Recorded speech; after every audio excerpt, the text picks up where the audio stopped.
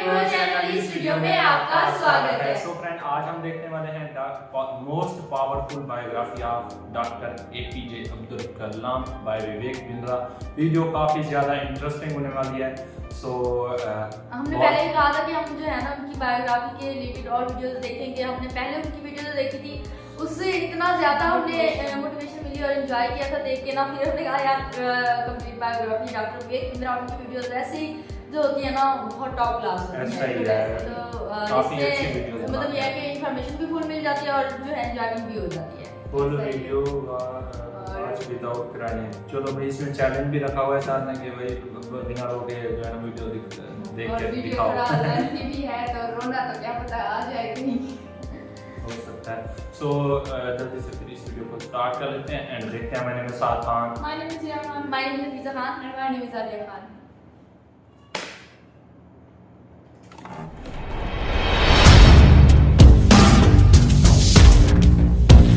सपने वो नहीं है जो नींद में आते हैं, सपने तो वो है जो नींद आने नहीं देते हैं। इंतजार करने वालों को उतना ही मिलता है जितना कोशिश करने वाले पीछे छोड़ के चले जाते हैं। करता रहे तू इंतजार, बन जा आलसी, कुछ नहीं मिलेगा। नमस्कार, मैं Vivek Bindra, founder and CEO बड़ा बिजनेस.com। खड़ा हो गया हूं रामेश्वरम के उस मल्लाह के बेटे, उस मल्लाह के बेटे जिसके एक कान में गीता के श्लोक गूंजते थे और दूसरे कान में डार्विन के सिद्धांत।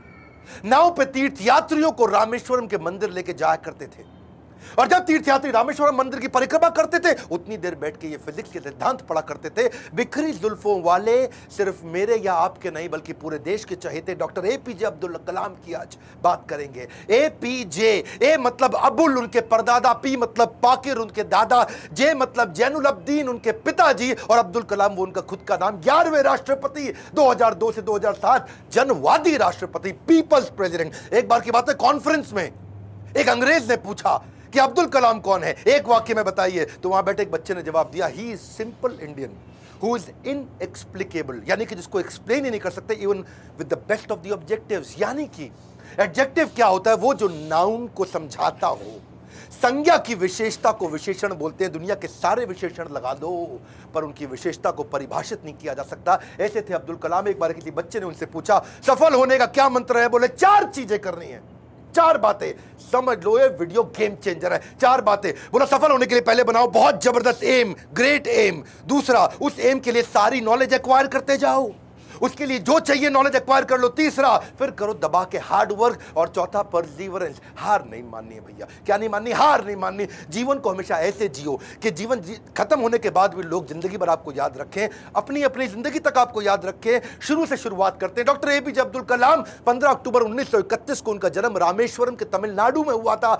कमजोर आर्थिक स्थिति के एक मुसलमान परिवार में उनका जन्म हुआ। पेशे से उनके पिता नाविक थे और पिता क्योंकि ज्यादा पढ़े लिखे नहीं थे तो शुरू से उनको काफी तकलीफें आई। एक बार क्लास के अंदर उनका एक दोस्त हुआ करता था जो कि मुख्य पुरोहित को बेटा था और मुख्य पुरोहित को बेटा जो रामदास शास्त्री अपने इसके साथ में पहली बेंच पे बैठे मास्टर जी नाराज हो गए। ए मुसलमान लड़का प्रमुख शास्त्री के बेटे के साथ पहली बेंच पे कैसे बैठा? उनको लगा के थप्पड़ पीछे बैठा दिया, भाग पीछे जाकर के बैठ। अब्दुल कलाम चुपचाप जाके पीछे बैठ गए और क्या सोचे, इस घटना पे उन्होंने उस दिन संकल्प लिया पीछे बैठ के दुनिया बदलूंगा। और पीछे बैठना कोई मायने नहीं रखता, इसलिए वो कहा करते थे देश का सबसे अच्छा दिमाग क्लासरूम की आखिरी बेंच पे भी मिल सकता है। अच्छा, परिवार बहुत बड़ा था, 10 भाई बहन थे। पैसों की कमी तो होनी थी तो अपने खर्चा निकालने के लिए अखबार बेचना शुरू किया। छोटी उम्र में अखबार क्यों बेचते थे? इनको पता था पैसा तो मिलेगा लेकिन सारे रास्ते में बेचते वक्त पूरे अखबार को पढ़ जाऊंगा। चलते चलते सारे अखबार को पढ़ जाया करते थे। 8 साल की जब उम्र में थे ना, ये बहुत छोटे थे, इनके गांव से कई किलोमीटर दूर एक मास्टर जी बहुत बढ़िया गणित पढ़ाते थे और बोले सुबह 4 बजे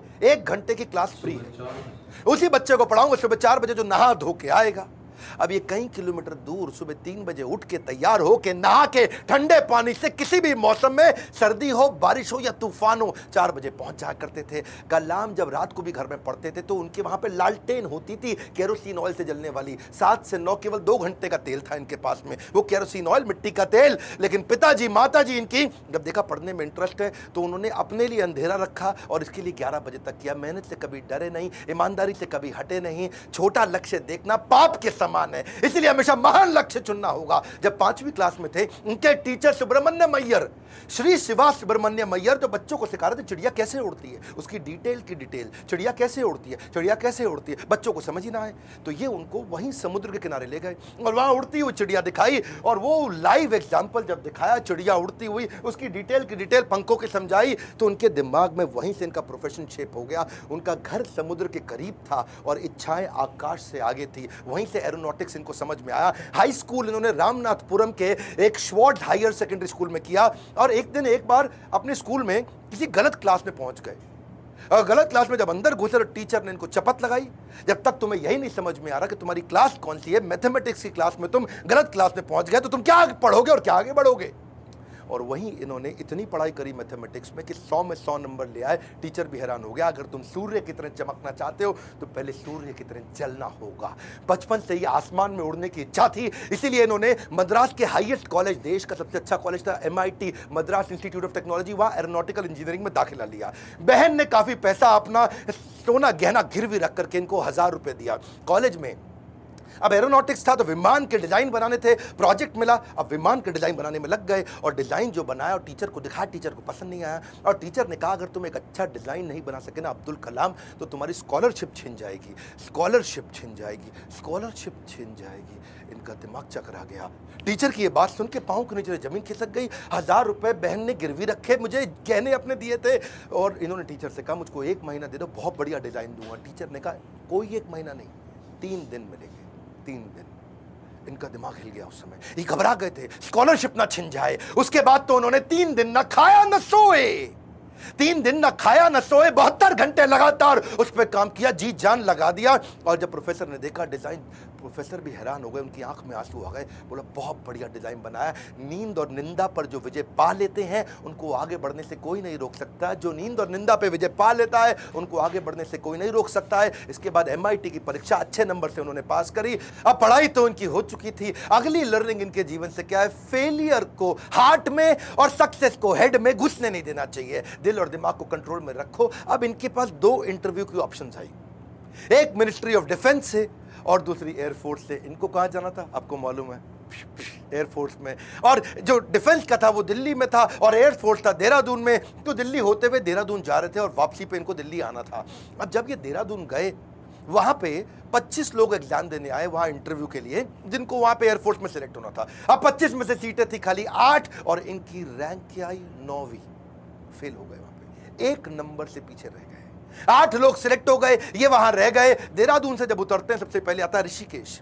ये ऋषिकेश गए, वहां इनको मिले स्वामी शिवानंद। स्वामी शिवानंद तो बहुत पॉपुलर है, आज भी ऋषिकेश में उनके कई मठ हैं। तो इन्होंने शिवानंद के जाकर के अपनी तकलीफ बताई। उन्होंने इनको गीता पढ़ने के लिए जब बताया और इनसे कहा कि अगर ख्वाहिश आपके दिलो जान से निकले, पवित्र हो और उसमें शिद्दत हो, तो कमाल की एक अजीब सी ताकत होती है उसके अंदर। इसीलिए जो तुमने सोचा है वो होगा, तुम विश्वास से रखो। ये गीता का लर्निंग था। यम यम तम तम, जैसा जैसा वैसा वैसा। यम यम वापी स्मरण भावम, जहां तुम्हारा स्मरण और भाव होगा तुम वैसे पक्का बन जाओगे। कलाम उसके बाद जब दिल्ली लौट के आए अपने गुरु से मिलने के बाद, तो वो जो मिनिस्ट्री ऑफ डिफेंस की नौकरी बची थी DRDO की, किसको पता था वही DRDO इनके देश को आगे बढ़ाने में सबसे कारगर होगा। ये वहां प्रमोट हुए और किनके साथ, डॉक्टर विक्रम साराभाई की टीम में आ गए। आप चाहते हैं डॉक्टर विक्रम साराभाई पे भी हम वीडियो बनाएं। ये पेट्रियोटिक थे, अपॉर्चुनिस्टिक नहीं थे। अब्दुल कलाम विशेष व्यक्ति थे। 1963 में विक्रम साराभाई की टीम से इनको सिलेक्ट किया गया कि इनको नासा भेजो भैया ट्रेनिंग के लिए। ये 6 महीने की ट्रेनिंग के लिए नासा गए। नासा समझो भैया, नासा अमेरिका सबसे बड़ी संस्था जिसमें ये आगे बढ़ना चाहते थे। नासा इनको देख के चौंक गया, बोला यार लड़का बहुत जबरदस्त है। और इनको क्या बोला, भाई तू बहुत चैंपियन है, मेरी बात सुन, तुझको दे रहे अमेरिकन सिटीजनशिप, यहीं रह जा, तनख्वाह देंगे इंडिया के 5 गुना ज्यादा, अमेरिकन सिटीजनशिप, यहीं किसी गोरी से शादी कर, ओए होए जिंदगी में आराम ही आराम। अपनी ऑटोबायोग्राफी, आत्मकथा में इन्होंने बताया कि एक बार के लिए इनके मन में भी विचार आया कि क्या मैं यहाँ रुकूं या नहीं रुकूं। वो बहुत चुनाव करना कठिन था कि आदर्शों की ओर चला जाए या माला माल होने के अवसर को गले लगाया जाए, या पैसों और करियर के लिए इन्होंने सोचा विदेश नहीं जाएंगे, देश सेवा के इस अवसर को नहीं गंवाएंगे। लौट के देश आ गए। डिफिकल्टीज हमेशा आपकी सफलता के रास्ते में आएंगी। अगली कहानी, काफी डिफिकल्टीज आई जब इन्होंने शुरुआती टीम साइंटिस्ट की इसरो में ज्वाइन करी। वो क्या कहते हैं, देखो लर्निंग समझना, इन्होंने हमेशा डिफरेंशिएट किया, रियल प्रॉब्लम अलग है, इनकन्वीनियंस अलग है। प्रॉब्लम और इनकन्वीनियंस अलग अलग चीजें होती हैं। अगर आपके घर में भैया आग लग जाए, घर में आग लग गई, धू धू के घर जल रहा है, और उसी वक्त आपकी गर्दन भी टूट जाए, हाथ भी टूट जाए, पांव भी टूट जाए, उसको बोलते हैं आप मुसीबत में हैं। बाकी सब कुछ केवल सामान्य असुविधाएं होती हैं। इनके जीवन में इन्होंने असुविधा पे ध्यान नहीं दिया, रियल प्रॉब्लम्स पे ध्यान दिया। असुविधा बहुत आई क्योंकि ये शुरुआती टीम में इसरो की ज्वाइन किए थे। जिंदगी में जितनी बड़ी मुश्किलें होंगी और उन पर अगर आपने काबू पा लिया तो उतना ही बड़ा आपका नाम भी होगा। जब इन्होंने ज्वाइन किया हमारे शुरुआती दिनों में तो सेंट मैरीज चर्च था, कुछ नहीं दिया गया, कोई इन्वेस्टमेंट नहीं थी वहां पे। सेंट मैरीज चर्च को इन्होंने अपना ऑफिस बनाना पड़ा इनको। वहां सारे साइंटिस्ट इंजीनियर जो नासा से ट्रेन होकर आए थे वो चर्च में बैठ के ऑफिस में बैठे, और बीच पे उन्होंने समुद्र के किनारे अपना रॉकेट का लॉन्च पैड बनाया, और जो अस्तबल होता है या बल्कि कैटल शेड जो गौशाला होती है वहां की लेबोरेटरी बन गई। बिशप जो चर्च के फादर थे उनके घर को इन्होंने अपना वर्कशॉप बनाया। साइकिल पे और बुल्लक कार्ट समझते हैं, बैलगाड़ी है जी, धीरे धीरे चक्का चलता या खुद ही साइकिल पे रॉकेट रख के ले जा रहे थे। रॉकेट के छोटे छोटे पार्ट और सैटेलाइट, आज भी फोटोग्राफ्स हैं। सारी डिफिकल्टीज के बीच में इन्होंने पहला साउंडिंग रॉकेट 1963 में लॉन्च किया था। ये इतना मशगूल हो गए भैया काम में, इतना मशगूल हो गए, इनकी सगाई फिक्स हो गई थी। उस समय ये 32 साल की उम्र थी, इनकी सगाई फिक्स हो गई, ये काम में लगे रहे, भैया रॉकेट जाएगा, देश का पहला रॉकेट जाएगा। ये सगाई पे जाना भूल गए लोग बेचारे, वहाँ मंडप पे इंतजार करते रहे। मंडप तो नहीं, रिंग सेरेमनी थी, वहाँ इंतजार ही करते रह गए। अरे अब्दुल कलाम आएगा, अब्दुल कलाम रॉकेट बनाने में लगे थे देश के लिए। जीवन में कठिन दौर से गुजरते वक्त ये मत सोचिए कि ये जिंदगी में कठिनाइयाँ हमेशा रहेंगी। ये कठिनाइयाँ आई हैं और चली जाएंगी। इन्होंने गीता हाथ में पकड़ ली थी, इनको इनके गुरु ने दिया था, और गीता में क्या बताया, आगाम पाइनो, कठिनाइयाँ आएंगी और चली जाएंगी। 1969 में इसरो के डायरेक्टर की जब इनको कमान दी गई तो उन्होंने सोचा कि क्यों नहीं SLV-3 क्या होता है? ये एक होता है सैटेलाइट लॉन्च व्हीकल, यानी कि कभी सैटेलाइट को भेजते हैं तो उसका एक लॉन्च व्हीकल चाहिए होता है। एक होती है गोली ठा और एक होती है गोली के लिए बंदूक जिससे गोली निकलती है, तो एक लॉन्च व्हीकल होता है जिससे सैटेलाइट को भेजते हैं और जो अपने ऑर्बिट में जाके सेट होता है। तो जब इनके पास पैसा नहीं था वहाँ पे, इन्होंने क्या कहा कि भैया SLV-3 के लिए काम करूंगा और PSLV के लिए काम करूंगा। SLV-3 में 1 रुपया लगेगा, PSLV में 1 रुपया लगेगा, तो दोनों मिला के 2 रुपया लग जाएगा। तो ऐसा करते दोनों को एक साथ करने का जुगाड़ करता हूँ, 1 रुपये 20 पैसे में कर दूंगा, 80 पैसा बच जाएगा। तक थोड़े कम खर्चे के अंदर दोनों प्रोजेक्ट पूरे कर दिए। इसके लिए उन्होंने सरकार से फंड मांगा, इंदिरा गांधी ने बोला फंड नहीं है, पब्लिकली मना कर दिया, प्राइवेटली थोड़ा सा फंड इनको दिया, और थोड़ा सा फंड मिलने के बाद ये जी जान से अपने प्रोजेक्ट पर लग गए। अब अब्दुल कलाम है भैया, 18 घंटे रोज काम करते थे, साल के 365 दिन, लीप ईयर में 366 दिन भी काम करते थे। 1969 से 1989 तक 10 साल इन्होंने अपना जी जान से मेहनत किया। केवल 2 बार छुट्टी ली, एक बार पिता के देहांत पे, एक बार माता के देहांत पे। बाकी दिन कोई सैटरडे संडे नहीं, 15 अगस्त 26 जनवरी नहीं। 10 साल के कठिन परिश्रम के बावजूद 1979 में इनका SLV-3 satellite launch vehicle fail हो गया। और जब फेल हुआ तो ये बहुत घबरा गए, क्योंकि उस समय ये इसके ऊपर पूरा देश देख रहा था इनको, पूरी दुनिया की मीडिया देख रही थी इनको, हताश हो चुके थे। और उस परिस्थिति में इनके जो प्रोफेसर सतीश धवन जो चेयरमैन थे उस समय, उन्होंने इनको बुलाया कि आओ अब्दुल कलाम, चलो मीडिया इंतजार कर रही है, वहां जाके बात करना होगा। कलाम घबराए हुए थे, अब सब कुछ मेरे ऊपर आ जाएगा, क्योंकि ये मिशन डायरेक्टर, प्रोजेक्ट डायरेक्टर थे। As a mission director, project director, इनके फेलियर पे पूरी दुनिया देख रही थी। और जब सतीश धवन ने इनको बुलाया तो ये और घबरा गए, अब मीडिया को क्या जवाब दूंगा। मीडिया ने कहा करोड़ों रुपया तुमने देश का लगा के बर्बाद कर दिया, तुम्हारे को क्या अधिकार था। और वहीं प्रोफेसर सतीश धवन ने माइक ले लिया और माइक लेकर के क्या बोला, ये टीम बहुत जबरदस्त है, पहली बार किया है, फेल हुए हैं, 1 साल के अंदर यही टीम दोबारा इसी SLV-3 को लॉन्च करेगी। और दुगनी ऊर्जा भर दी टीम के अंदर। सारे फेलियर को, अब्दुल कलाम के फेलियर को उन्होंने अपने ऊपर ले लिया। ये देख करके अब्दुल कलाम हैरान हो गए। 1 साल दोबारा जी जान से मेहनत करी, इंटेलिजेंस आ चुकी थी, और इस बार SLV-3 जब सफल हो गया तो उसके बाद फिर अब दोबारा प्रोफेसर धवन ने माइक इस दफा कलाम जी के हाथ में दे दिया। बोला अब तुम सफल हो गए हो, अब जवाब तुम दोगे। अब्दुल कलाम हैरान हो गए, बोले दिस इज कॉल्ड लीडरशिप।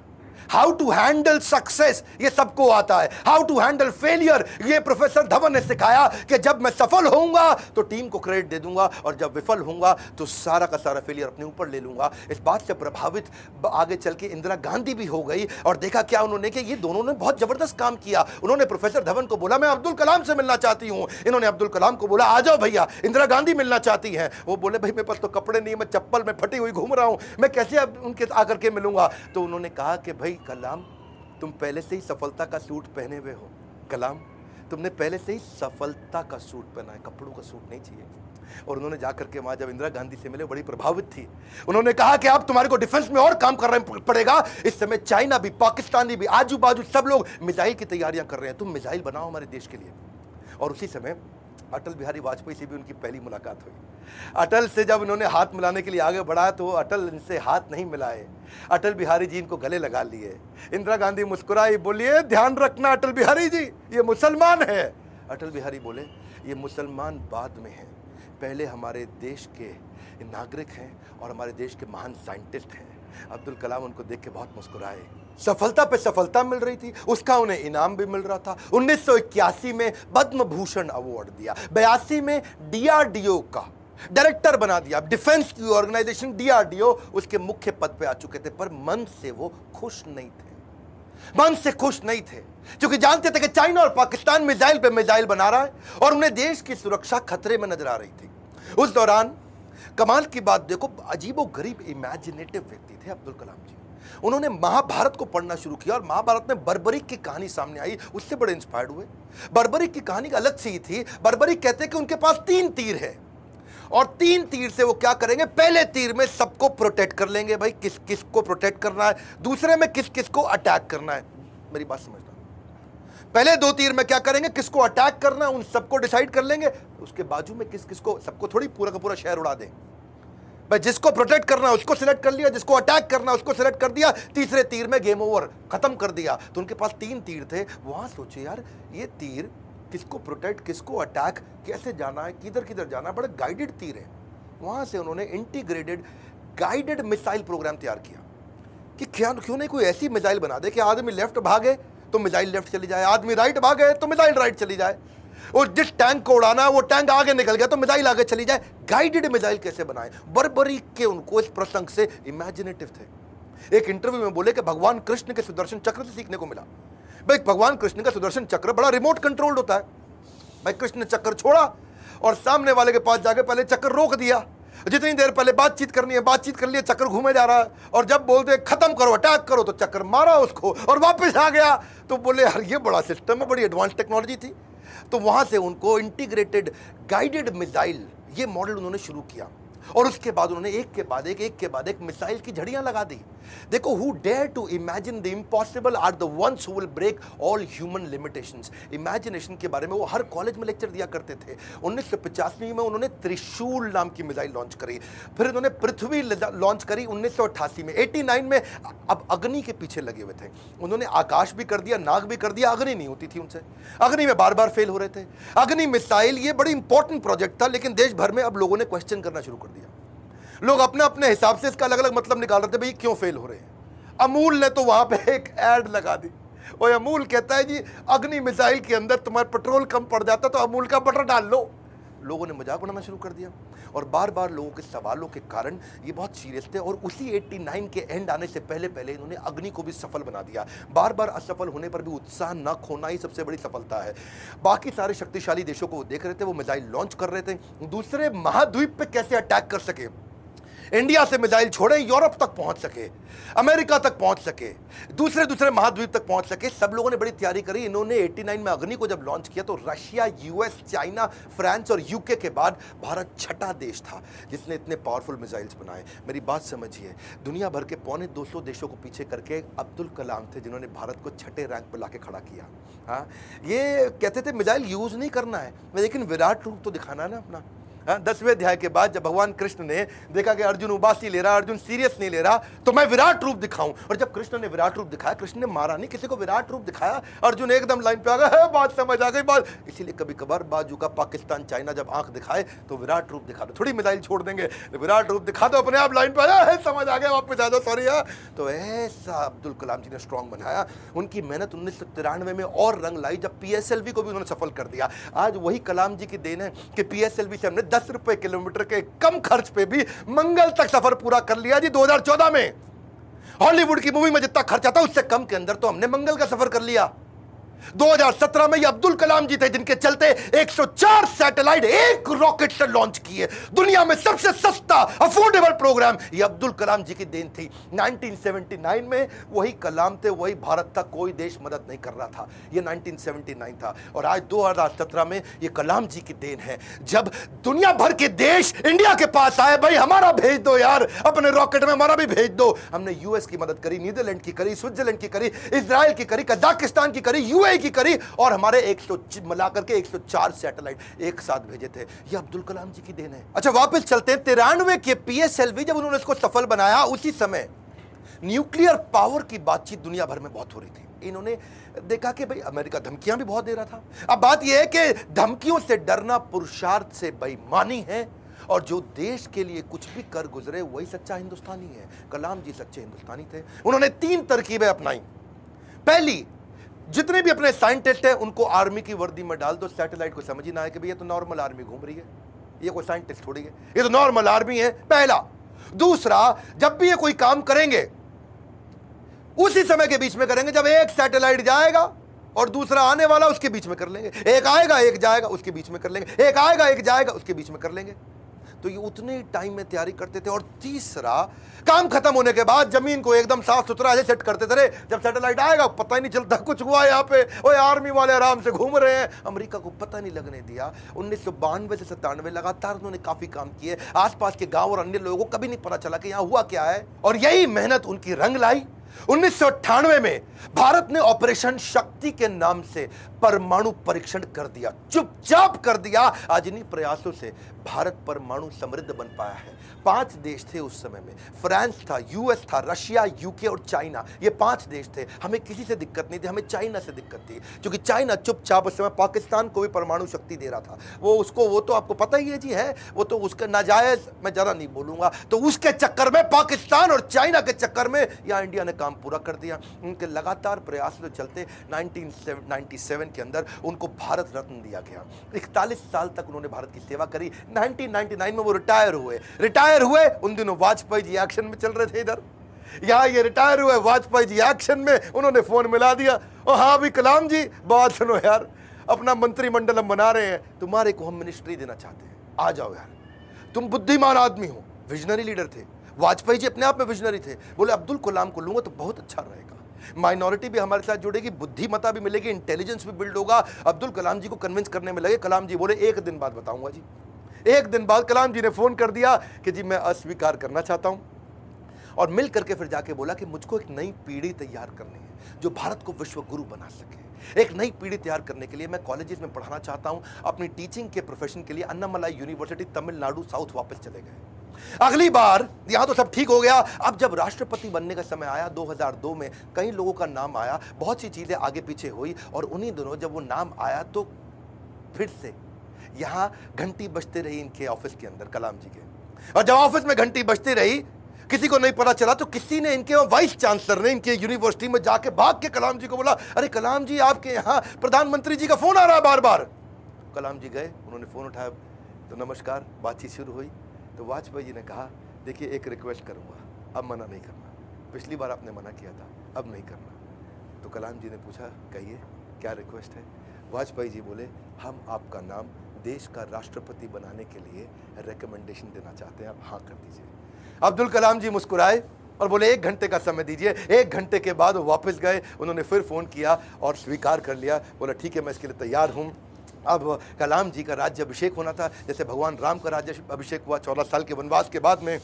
और भगवान राम जब वापस आए और उनका अभिषेक, तो अभिषेक के समय पर उनके भाई ने उनसे पूछा कि आप किस किस को राज्य अभिषेक में बुलाना चाहते हैं। तो भगवान ने बोला 14 साल में था नहीं, मेरे यहाँ कोई दोस्त है नहीं, और जो हमारे दोस्त थे उन सबको आप जानते ही हैं, आपने सबको इन्वाइट कर ही लिया होगा। और इतने में भगवान राम ने कहा, हाँ, पर इस वनवास के दौरान मेरा एक दोस्त बना था। वही शुरुआत के जो साल थे, उन दिनों एक नाविक हमें नदी पार कराया करता था, केवट।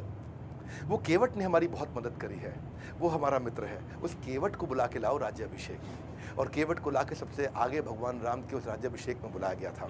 ठीक उसी प्रकार जब अब्दुल कलाम जी से पूछा गया कि अब आपका भी राज्य अभिषेक हो रहा है, you are going to become president of India, और कलाम जी ने कहा, आपने जिस जिसको बुलाना था सबको बुला लिया है, मेरे 2 ही मित्र हैं, जब मैं साउथ में रहा करता था तो उस समय एक मोची जो मेरे जूते बांधने में फटे जूते होते थे, उसने मेरी बहुत मदद करी। वो मेरा मित्र है, उसको बुला लीजिए।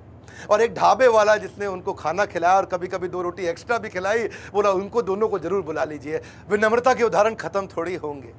आमतौर पर जब व्यक्ति बड़ा होता है या राष्ट्रपति बन जाता है तो कहीं कहीं ट्रक लेकर के राष्ट्रपति भवन जाता है और कहीं मल्टीप्लाइड एक्स्ट्रा ट्रक लेकर के बाहर निकलता है। पर अब्दुल कलाम जी केवल एक मात्र ऐसे राष्ट्रपति थे जो 2 सूटकेस से भवन में गए थे और निकलते वक्त 2 ही सूटकेस लेकर के भवन से वापस आए थे। उनकी कुल संपत्ति में क्या था? कुछ नहीं था। एक रामेश्वरम में उनका पैतृक घर जो उनके पिता ने बनाया था, 2500 उनकी किताबें, एक वीणा जिसको बजाने में उनको बड़ा आनंद आया करता था, वीणा बहुत बजाते थे, एक उनकी कलाई की घड़ी, एक CD प्लेयर जिसमें वो भजन सुना करते थे, एक लैपटॉप था, 6 कमीजें जिनमें 3 तो DRDO की दी थी, 3 उनकी खुद की थी, 4 पेंट थी टोटल जो 2 DRDO की दी थी, 2 उनकी खुद की थी, 3 सूट थे और 1 जोड़ी जूता। हाँ, लेकिन उनके पास खास बात क्या थी? 40 डॉक्टरेट थी। खुद PhD की पढ़ाई कभी नहीं करी, कोई मेडिकल PhD की पढ़ाई नहीं करी, पर जिस यूनिवर्सिटी जाते थे लोग उन्हें डॉक्टरेट देते थे। लॉ, इंजीनियरिंग, साइंस, कितनी तरह की doctorate, Padma Bhushan, Padma Vibhushan, Bharat Ratna, Veer Savarkar award, Ramanujan award, कई प्रकार के उनको अवार्ड मिले। उनकी एक खास बात मैं जरूर बताना चाहूंगा, हालांकि वो मुसलमान थे लेकिन वेजिटेरियन थे। उनका बड़ा प्रेम था। एनिमल्स आर एंजल्स विद फर। पक्षी जगत पर्यावरण का सूचक होता है। कलाम जी क्या कहते थे? वो पर्यावरण का सूचक है और अगर वो मुसीबत में है तो समझ लेना कि अब हमारे भी बुरे दिन दूर नहीं है। एक बार उनको जो DRDO की उनकी दीवार हुआ करती थी ना बाउंड्री की, तो उनको बोला गया सिक्योरिटी के लिए कांच वांच लगा दो। बोला बिल्कुल नहीं, ये बर्ड्स के लिए बड़ा हार्मफुल हो सकता है। उन्होंने मना कर दिया। और जिस समय वो प्रेसिडेंट बने थे, बाद में जब वो राष्ट्रपति भवन के अंदर मुगल गार्डन में जब वॉक किया करते थे ना, तो वो एक मोर को देखा जो ना मुंह खोल पा रहा ना बंद कर पा रहा है। स्पेशली उन्होंने वेटनरी डॉक्टर को बुला के देखा तो देखा मोर के गले में ट्यूमर है, ना मुंह खोल पा रहा है ना मोर मुंह बंद कर पा रहा है। उन्होंने इसका इलाज करा है। एक लीडर की महानता का इसी बात से पता चलता है कि वो किन लोगों की मदद कर रहा है जो बदले में उन्हें कुछ नहीं दे सकते। जब कोई लीडर ऐसे लोगों की मदद करता है जो बदले में कुछ नहीं दे सकता, वही एक महान लीडर की निशानी है। अच्छा, अब्दुल कलाम जी की एक बात मेरे दिल को छू गई। वो परिवारवाद नहीं राष्ट्रवाद में बिलीव किया करते थे। जब वो राष्ट्रपति भवन में थे, See, he's a man of principle and therefore is always respected everywhere. उनके क्योंकि जो भाई थे ना, उनको बहुत प्रेम करते थे, बहुत प्रेम करते थे अपने भाई से, बचपन से ही प्रेम था। और उनके अपने सगे भाई का पोता दिल्ली के अंदर मुनीरका में किराए के कमरे पर रहा करता था। 2006 में जब कलाम ने एक दफा सारे परिवार को इनवाइट किया, क्योंकि उनका कोई परिवार वहां रहता नहीं था, वो राष्ट्रपति भवन में अकेले रहते थे। और जब एक बार उन्होंने सारे परिवार को बुलाया राष्ट्रपति भवन में, तो वो लोग 8 दिन तक रहे। और सारे परिवार, क्योंकि 10 भाई बहन थे ना, तो 52 लोग आए। और कलाम जी ने देखा बहुत खर्चा हो रहा है, तो उन्होंने चाय की प्याली तक का हिसाब रखना शुरू किया। सब लोगों को उन्होंने अजमेर शरीफ प्राइवेट बस करके भेजा, उसका भी हिसाब रखना शुरू किया। उन्होंने अपने अकाउंटेंट से सारा हिसाब बनवाया और बोला कि ये कितना बना, तो देखा 3,52,000 रुपए का चेक उन्होंने अपनी तनख्वाह से काट के दिया। और क्या कहा कि राष्ट्रपति भवन की जिम्मेदारी केवल राष्ट्रपति की होती है, पूरे परिवार की नहीं होती है। अब्दुल कलाम जी इतने विनम्र व्यक्ति थे। विनम्रता ताज के बिना राजसी गौरव है, वो ऐसी चीज है। महान व्यक्ति की महानता ही उसकी नम्रता है। डॉक्टर कलाम को एक बार IIT BHU के अंदर चीफ गेस्ट के रूप में इनवाइट किया गया। और जब वहां पे आए तो वहां पे 7 कुर्सियां थी, बीच वाली कुर्सी थोड़ी ऊंची थी। और जो बीच वाली कुर्सी ऊंची, क्योंकि वो राष्ट्रपति थे, उनको बैठना था। उन्होंने बोला ना ना ना, कुर्सी हटाओ, बराबर की कुर्सी लगाओ। तो बोले नहीं सर, ये स्पेशल कुर्सी है हमारे चीफ गेस्ट के लिए। तो वो समझ गए कि चीफ गेस्ट कौन होते हैं भैया, जो एजुकेशन में महागुरु है वही है। तो उन्होंने वाइस चांसलर को बोला, आप आइए बैठिए। वाइस चांसलर घबरा गए, बोला राष्ट्रपति आप हैं, you are the first person of our country, आप बैठेंगे? बोला बिल्कुल नहीं। फिर उन्होंने अपनी कुर्सी हटवाई, बराबर की कुर्सी पे बैठे। कलाम जी ऐसे थे, ईमानदारी एक जादुई गुण है। यदि आपका हृदय ईमान से भरा है तो शत्रु का पूरा संसार आपके साथ खड़ा है। कहते हैं कि कोई भी पैतृक संपत्ति, माता पिता की दी हुई कोई भी पैतृक संपत्ति ईमानदारी के बराबर आपको अमीर नहीं बना सकती। सबसे ज्यादा अमीर व्यक्ति वही जो ईमानदार है। पूरा संसार आपके साथ खड़ा है। कलाम साहब तो एवर यूथफुल थे। 70 साल की उम्र में youth icon of the year का अवार्ड उनको मिला।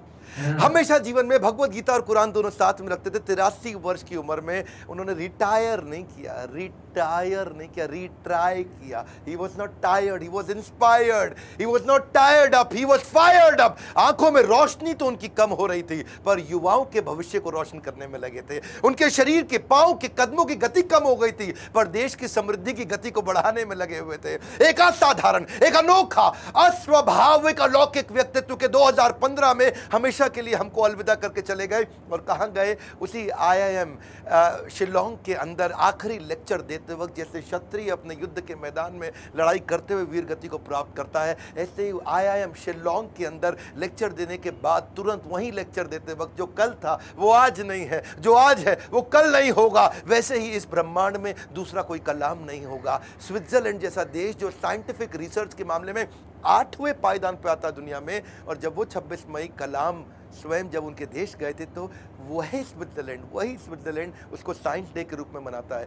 UN उनके जन्मदिन को UNO कहता है कि इसको हम वर्ल्ड स्टूडेंट डे के रूप में मनाते हैं। बन जाती है परिभाषा भारत के सम्मान की जब जब बात होती है श्री APJ अब्दुल कलाम की। अब्दुल कलाम जी रेस्ट इन पीस नहीं है बट रेस्ट इन मी है। अब्दुल कलाम जी आप लौट गए, आप कैसे आएंगे? अगर आप नहीं आएंगे तो आपके शिक्षा के रूप में तो आप हमारे साथ हैं। आज बड़ा बिजनेस भी, इतने सारे बिलियनियर प्रोफेसर हैं, आप हमारे प्रोफेसर नहीं है लेकिन आपकी शिक्षाओं को हमने प्रोफेसर बनाया है। आज बिलियनियर प्रोफेसर के साथ अफोर्डेबल तरीके से सबको सिखा रहे हैं। आज कलाम साहब भी अगर हमारे प्रोफेसर होते तो कितनी ताकत बढ़ जाती, पर उनकी लर्निंग को तो प्रोफेसर बना सकते हैं। एक ऐसा व्यक्ति जो मिट्टी के तेल में पढ़ करके जीवन बिताया, जिसने हाथ में फिजिक्स की किताब, जिसने दिन रात पढ़ाई करी, अखबार बेचते बेचते पढ़ना सीखा। और हाँ, 23 जनवरी को सुभाष चंद्र बोस जी का जन्मदिन है। क्या आप उनके बारे में वीडियो देखना चाहते हैं? और आज बायोग्राफी इतना कमाल की थी ना, और वैसे तो इसमें इतनी सारी बातें, कुछ बातें ऐसी भी थी जो हमने लास्ट वीडियो में देखी थी, लेकिन वो मतलब ये एक्सप्लेन करने का तरीका और था, ये तरीका और तो इतना ज्यादा मजा आया ना, और इतना मोटिवेशन मिली ना, बहुत ज्यादा।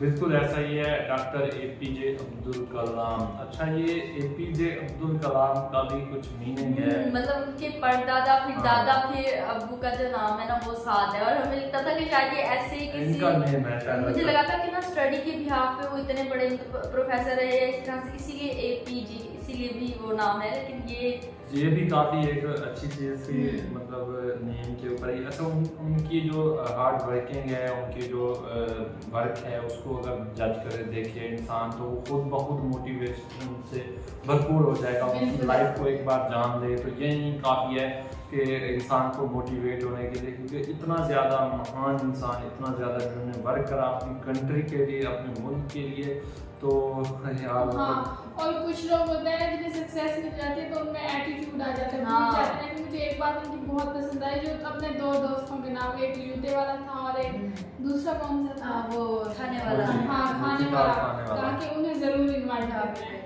तो मतलब एक लीडर की जो पहचान है वो क्वालिटीज यही है कि वो जो है डिफरेंशिएट ना करे, बल्कि अपने वर्क को जो है वो सामने रखे और उसी को फोकस करे, ना कि अपनी पर्सनालिटी पे। तो ये बड़ा ही अच्छा लगा, मोटिवेशन मिली, काफ़ी ज़्यादा इंटरेस्टिंग वीडियो था। ऐसा ही है, जहाँ से उनको नॉलेज मिला उन्होंने गेन करा, ये नहीं सोचा कि ये, और जहाँ तक जो है ना वो वहाँ तक पहुँचाया भी सही है। और रिलीजन की है, देखिए मतलब हिंदुइज्म से कितना उन्होंने नॉलेज गेन करा।